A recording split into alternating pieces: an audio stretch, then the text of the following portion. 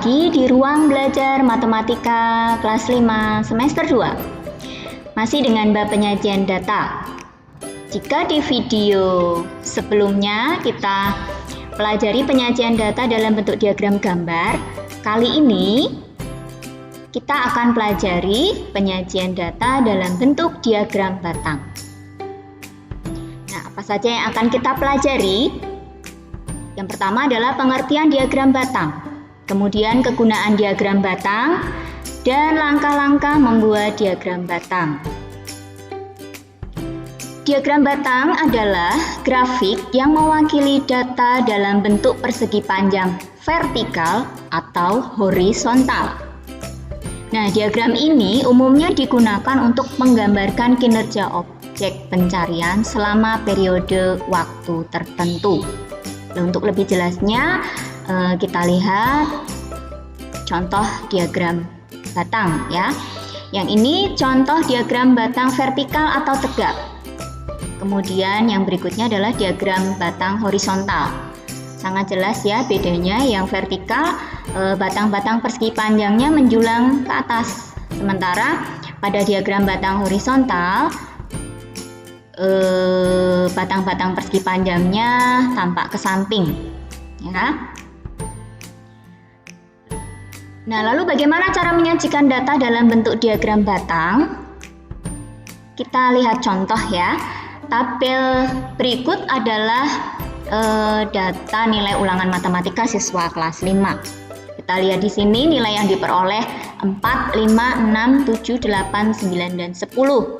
Sementara untuk banyak siswanya yang mendapat nilai 4 ada 2, yang mendapat nilai 5 ada 6, yang mendapat nilai 6 ada 9, yang mendapat nilai 7 ada 8, yang mendapat nilai 8 ada 5, dan yang mendapat nilai 9 ada 4, serta yang mendapat nilai 10 ada 2 siswa.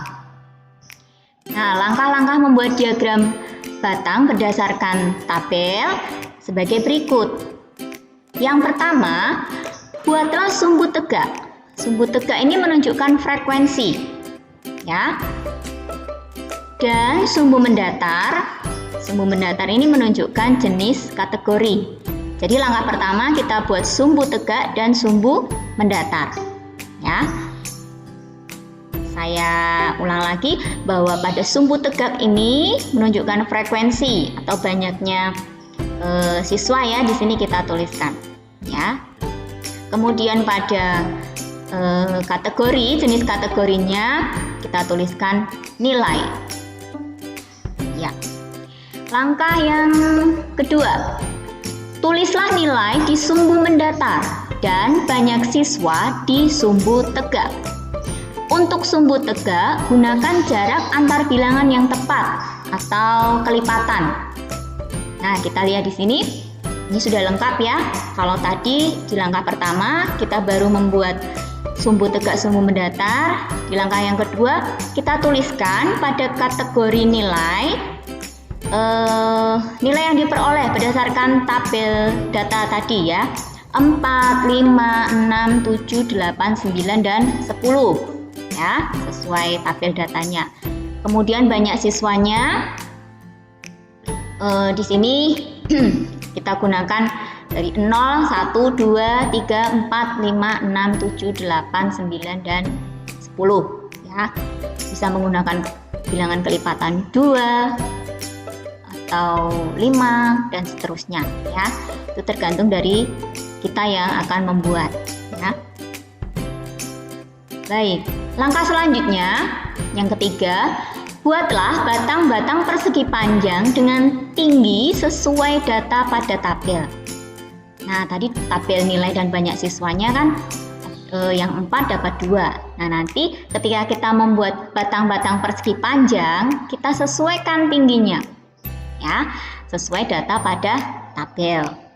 Kemudian pastikan jarak antara batang yang satu dengan yang lainnya itu sama. Nah, kita lihat saja ya.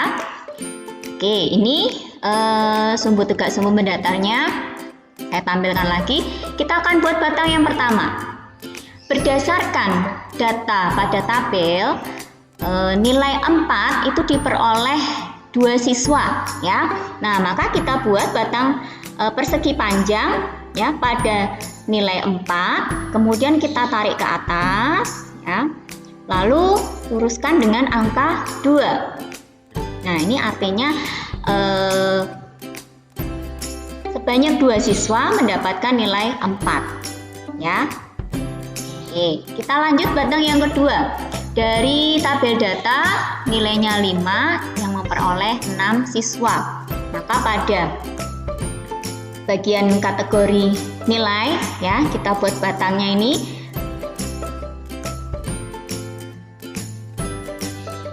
Nah, ini 5 ya. Kita tarik ke atas bentuk persegi panjang, kemudian kita tarik ke kiri ya, lurus dengan 6 ya. Artinya ada 6 siswa yang mendapat nilai 5. Oke, berikutnya batang yang ketiga. Ada nilai 6 yang diperoleh 9 siswa. Maka pada kategori nilai kita buat batang persegi panjangnya ya di nilai 6 ini, kemudian kita tarik ke atas bentuk persegi panjang, kita luruskan ke kiri dengan 9 ya. Nah, ini artinya 9 siswa mendapat nilai 6. Kemudian kita buat batang yang keempat pada nilai 7 ya. Kategori nilai 7 kita buat persegi panjang, tarik ke atas ya, kemudian luruskan ke kiri dengan 8 ya, sesuai data tabel ya. Nah, ini artinya ada 8 siswa mendapat nilai 7. Berikutnya, nilai 8 yang mendapatkan ada 5 siswa. Maka kita buat batang persegi panjang pada nilai 8, tarik ke atas, kemudian luruskan dengan angka 5 di kiri ya. Lalu selanjutnya ada nilai 9 yang memperoleh ada 4 siswa. Kita buat batang persegi panjang pada nilai 9, tarik ke atas, luruskan ke kiri dengan 4. Yang terakhir, nilai 10 diperoleh 2 siswa. Maka kita buat pada nilai 10 ini persegi panjangnya ya. Kita tarik, kemudian luruskan dengan angka 2 ya. Cukup mudah ya. Oke. Nah, berikut adalah bentuk diagram batang yang sudah lengkap. Jangan lupa kita tuliskan judulnya pada diagram batang yang sudah kita buat ya. Data nilai ulangan matematika siswa kelas 5. Ini jangan lupa kita tuliskan ya. Sebagai identitas diagramnya. Nah, ini diagram batang yang sudah jadi ya. Nah, demikian materi kita tentang penyajian data dalam bentuk diagram batang. Semoga dapat membantu dalam belajar.